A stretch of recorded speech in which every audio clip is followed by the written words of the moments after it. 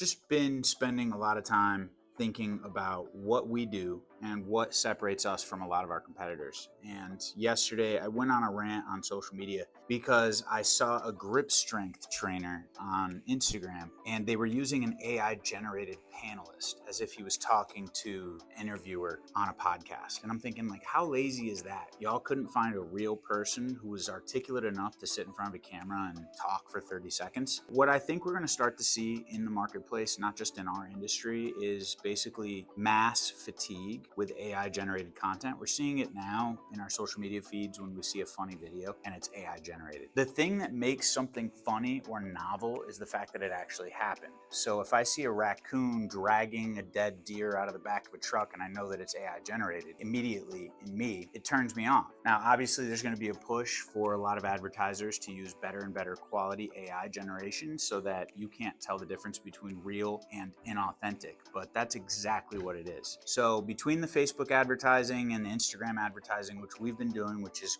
very painstaking, we can't explicitly name Kratom or Kava, otherwise our posts will be taken down. We've kind of caught a riff here, and what I do think we're doing much better than a lot of other companies is we are giving authentic and raw feedback, even if it is some goofy ad that we've filmed in 30 seconds. Where it's drawing criticism, obviously, is that in 30 seconds I cannot convey a single point, articulate a single point fully. I can't deal with any of the nuance that we deal with in our industry. So first and foremost, I would love to be able to say the word Kratom on Instagram, but I can't. So I have to say Botanicals. And that leaves it out in the open for people to not know exactly what I'm talking about. Those who are already consuming these products, they'll know because they're already familiar with the industry. But it's not enough.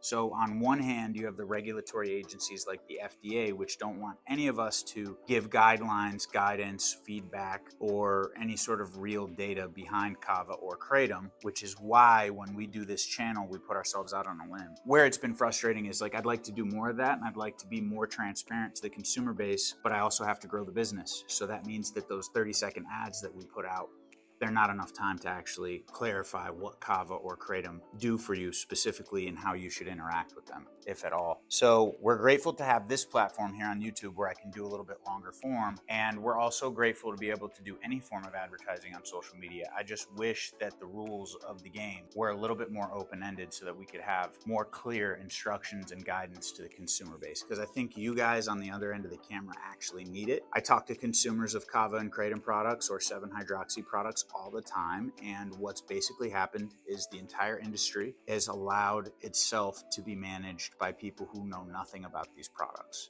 The employee behind the counter of a smoke shop giving you 7-hydroxy and calling it Kratom is not only misleading, but it's kind of dangerous. And if your first time experiencing anything with Kratom in it is a 7-hydroxy product, you're basically starting off at 100 miles per hour instead of dipping your toes in with something more well-balanced like these flow states, or even something super strong like these platinum shots that have 5 servings per bottle. You're starting off with something that's going to rock your world and has a much shorter half-life than conventional Kratom. And from what I can gather, it's even more habit forming. We're just making this video today to kind of let you guys know what we're going through, and what we're going to start doing is putting more and more content out there on social media to try and advertise and grow our company. What we realize is the separator between us and some of the more well-established brands is time in the game. We're a young company, we're a small company, and some of these guys that we're competing against have been in the industry for 15 years. We're trying to make our name and we're trying to get up there as quickly as possible, and we're only going to be able to do that more by spreading awareness and